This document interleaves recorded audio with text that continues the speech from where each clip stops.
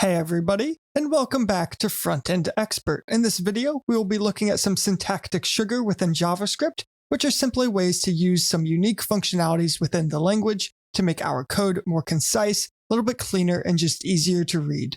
So to look at this first example, we have an array with the values 1, 2, 3, and 4, and then we have a doubled version of the array. And the doubled version of the array is a call to array.map with the double function. And the double function simply takes in a number and returns that number multiplied by 2. So as a reminder, array.map is going to call the double function, passing in each value of this array, and then it returns a new array. So in this case, we end up with the array 2, 4, 6, and 8. So when we call array.map with the double function, this is a reference to this function. So by that logic, we should be able to copy this entire function and replace the reference to it with the actual function, and this should do the same thing. And in fact, it does. And this leads us into our first piece of syntactic sugar. That's that sometimes you have a function and you don't need to give it a name. You only need it for the purpose of a single callback. And we can do that with these inline functions. And then we don't even need a name here because nothing is ever calling this by the double name. So we can get rid of that name. And this is known as an anonymous function. And for a long time, this is how we did things. But there's actually a newer version of this called an arrow function. So instead of having this function keyword, we can actually completely get rid of that. And then after the parameters, simply add an arrow, which we do with the equal sign and a greater than sign. And this works roughly the same way. So you will see the output is the exact same. There are some technicalities where there are differences between arrow functions and standard functions. We will see more of that throughout the crash course. But for the purpose of these very simple functions, such as just returning number times 2, they will work the same way.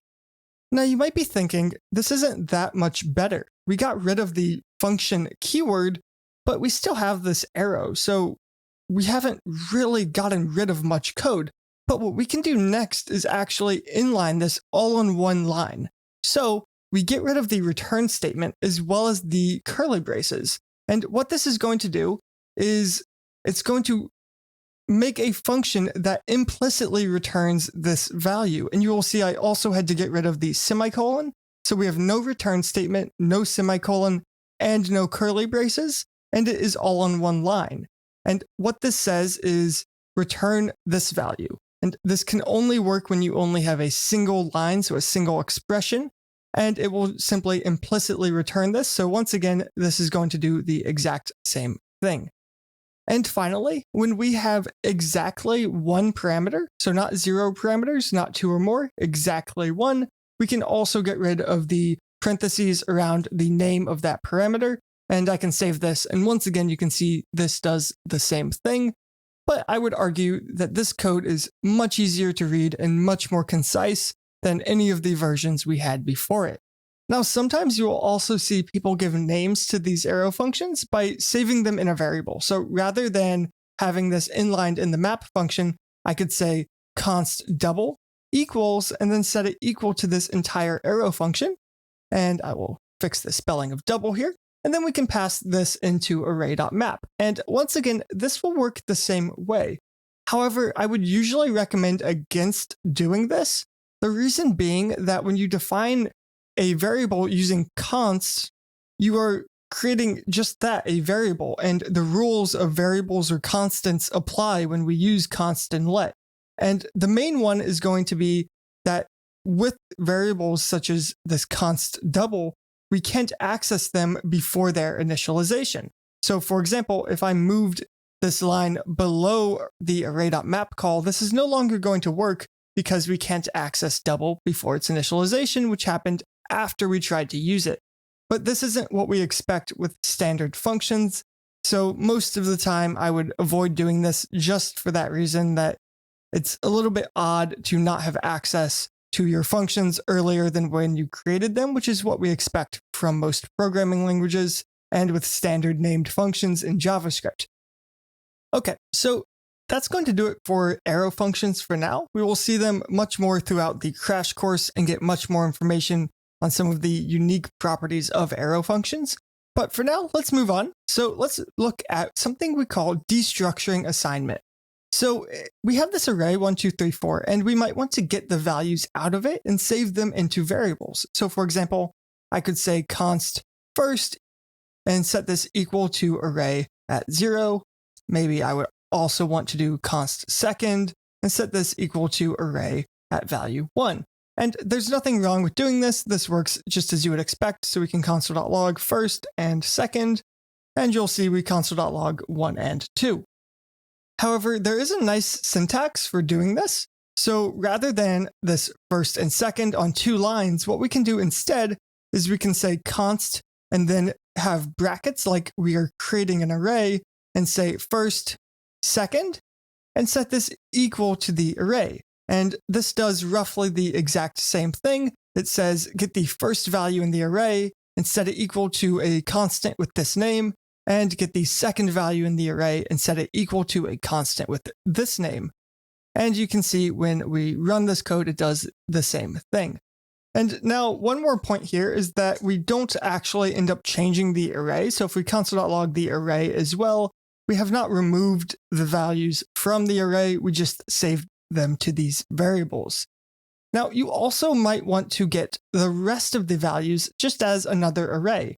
And we have an operator for that known as the rest operator, and it's going to be 3 dots. So 3 dots, and then we can say rest to give it the name rest, and we can come down here and also console.log rest. So you can see the rest constant was set to the array 3, 4, and the original array was still unchanged with 1, 2, 3, 4. And next, we can actually do the same thing, but with objects. So let's get rid of this code for a moment and say const, say person, and create an object for this person. So we can give the person a name, set this equal to Connor, and maybe we give them a website as well, and this will be frontend expert. Okay, so now what we can do is we could get the name, for instance, by saying person.name, but what we can also do is say const, and then we will use curly braces instead of the brackets because it's an object, and we put in the curly braces whichever values we want. So for example, const name, and set this equal to person. And what this will do is it will save the value of person.name into this name variable. So we can say console.log name, and you will see that the name shows Connor. And we can also rename the fields that we are saving into variables. So for example, I can rename this to first name by using the colon and then whatever I want to call it. So now we can call this by first name, and you see we get the same value. And next, we can also use the rest operator here. So I could say comma and then ... rest. And now if I console.log of rest, you will see we get an object that has the fields that we did not remove in the destructuring. In this case, that is just the field website. So we get this object that has website frontend expert.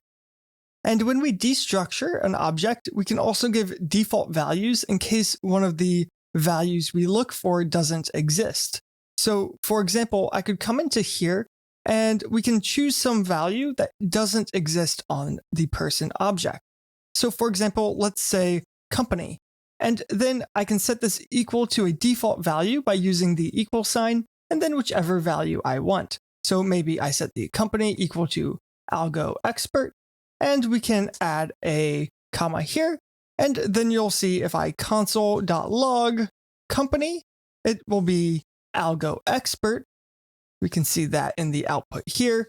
But if I added a company onto this person object, so maybe we added company and set this equal to foo. Now you'll see the company is foo, and we are not using this default value that we defined.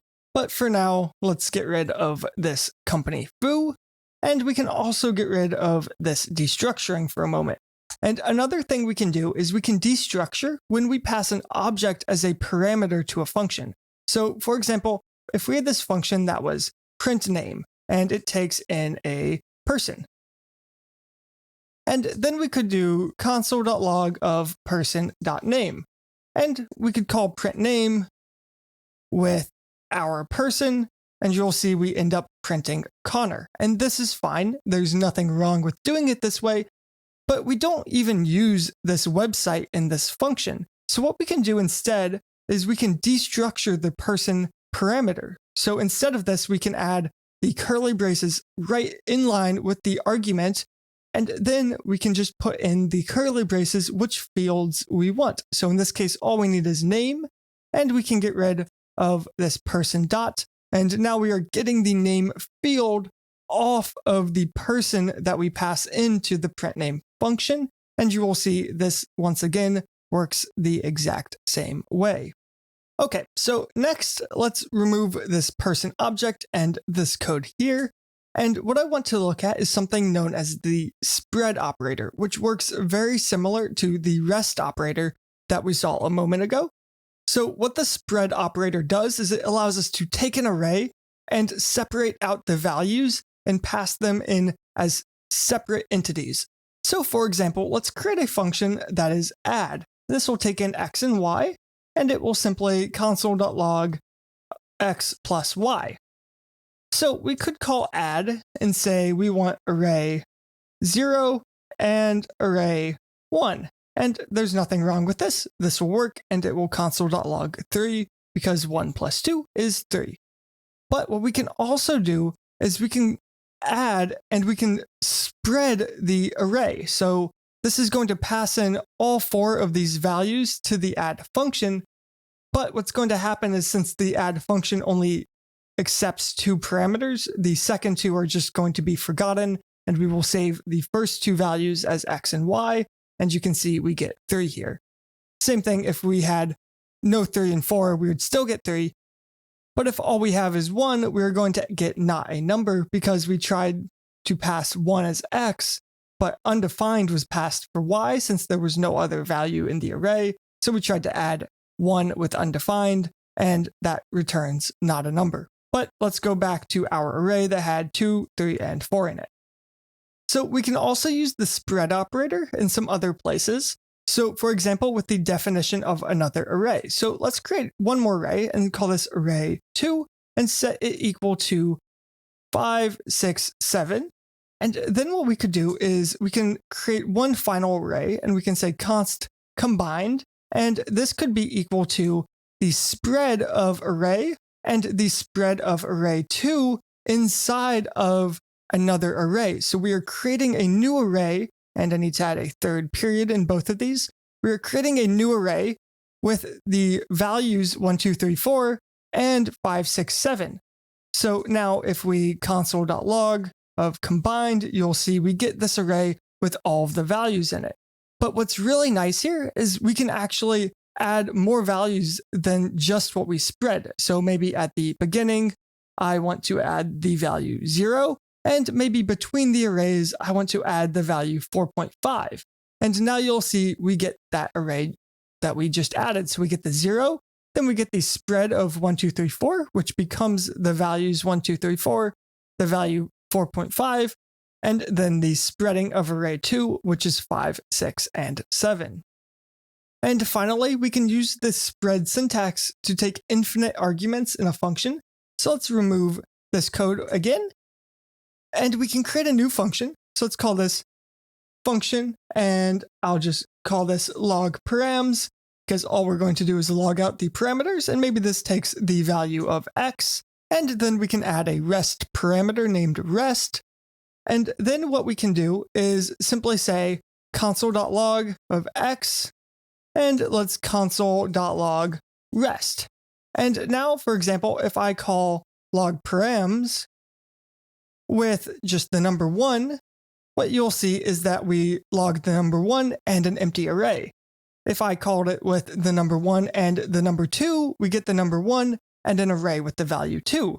Similarly, if I do 1, 2, 3, 4, we get the number 1, which is being set to x, and then 2, 3, and 4 all get pushed into this array called rest, and we get this array 2, 3, 4 as our output.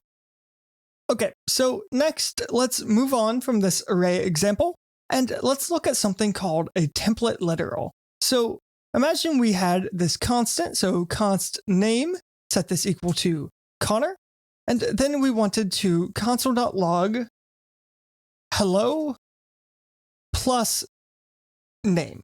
So this will console.log hello Connor. But if we had a lot of variables inside of this string, this concatenation can get hard to read. We have to remember to add these space characters, and it just becomes a whole mess. So what we can do instead is a template literal. So I'll say console.log, and we will use the backticks and say hello, like this, a capital H like the other one. And then to go into a variable, we use a $sign and then curly braces. So here I can say name, and this will do the same thing. So now you see we also get hello Connor, but this is a bit easier to read because we can see the text hello and then the name variable. And you can actually put any values inside of the curly braces. So maybe after name, I also wanted to say 1 plus 3, and it will actually evaluate this code. So it will log hello Connor and then 4. So most of the time when you have to do any concatenation of strings, I recommend to use template literals, especially if there's more than one variable that is part of that string. So if there was going to be multiple concatenations, I highly recommend you use template literals. I think it makes your code much easier to read. Okay, so now what if we wanted to give a default value to this name? Maybe this was being calculated by some other function, and it had the ability to be null or undefined. Well, what we could do is something like const default name, and set this equal to name does not equal null. And in that case, we would use name. Otherwise, we would use maybe some default name, right? And this is fine, but there's actually a much simpler syntax we can use here. And this is called the null coalescing operator. So rather than saying name does not equal null and then having this ternary, instead what we can do is name and then 2 question marks. And this does the exact same thing as that code before. If this value is not null, it's going to use this value. And if this value is null or undefined, it will end up using this value instead. So now if we use this default name in this console log, and I will get rid of the other console log, we see the same result. However, if name was now null, then what we will get is we will get hello default name. Same thing if this was undefined, we would end up getting hello default name. But again, if we go back to some string, this is no longer null or undefined, so it's going to ignore everything after the double question marks, the null coalescing operator. We can also use question marks as something called optional chaining. So let's create another person object again. So we can say const person, and this one I will give it a company.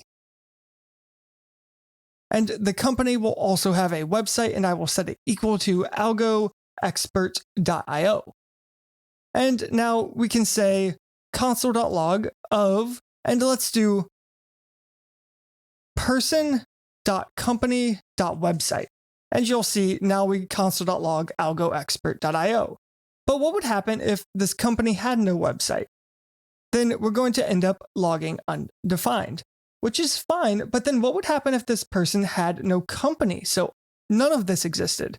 Well, now we get an error message because we are trying to read the value of website off of undefined because this reads from left to right.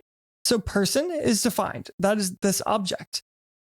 But person.company is undefined. So this is the equivalent of saying undefined.website. And obviously this does not work. So what we can do instead is use optional chaining, which allows us to put a question mark before these periods. And what this now says is if person is null or undefined, make this whole value null or undefined. But we can say null or undefined question mark dot, and instead of trying to get the website value off of null or undefined, it's all just going to return undefined. So this whole thing becomes undefined, and we could even combine this with that null coalescing operator So I could add the 2 question marks and say foo, and now you'll see we get foo. But if I uncomment out all of this code, we get algoexpert.io. And of course, if we had no website, we still end up getting foo because company.website was undefined. But if we go back to this, we get algoexpert.io once again. So this can be super helpful if you are working with some objects that might be coming from an API or some other place in the code base, and you just want to make sure that none of the values are null and going to throw. We can use this optional chaining to go and traverse down an object and make sure that we are only getting values that exist. Or if we do get values that don't exist, we don't end up throwing and causing the web page to crash. Okay, so lastly, what I want to talk about is something called short circuit evaluation. So let's get rid of this code again. And let's say we have a constant that is should run code. And this will just be a Boolean. So let's start with this being equal to true. And then we can have some function and call this log world. And this function will just console.log hello world. Okay. So now what we want to do is we want to run this code if should run code is true. So the way we could do that is we can say if should run code, then we want to call log world. And now you'll see that we log hello world. And if we make this false, we no longer log hello world. Now, usually this is how I would recommend writing this code, but there is another way to do it known as short circuit evaluation. So what this will look like is we will have the should run code variable, and then the and operator, so 2 and signs, and then we can call log world. And this will actually do the same thing. So if I run this, nothing happens, but if I make this true, it will log hello world. So what's happening here? Well, JavaScript reads from left to right. And when it sees the double and operator, if either of these values is false, then it knows the whole value is false, right? Because false and false is false, or false and true is also false. So if it encounters a false value here, JavaScript just doesn't evaluate the rest of the operation. So we can combine this with a function call. And essentially what happens is if this is false, it's not going to run the code after the and signs. However, if this is true, then it needs to check what is after the and operator to see if the entire thing is true. So the result is we get something very similar to what we had with the if statement, in that we only run this code if this evaluates to true. That said, again, this is a little bit of a hack, so I usually don't recommend doing this. I think it makes your code a little bit harder to read, even if it is more concise, but you will see it sometimes, so it's good to know about. But anyways, with that, that's going to be the end of this video on syntactic sugar within JavaScript. I hope you enjoyed it, and I hope you learned something new. I'll see you in the next one.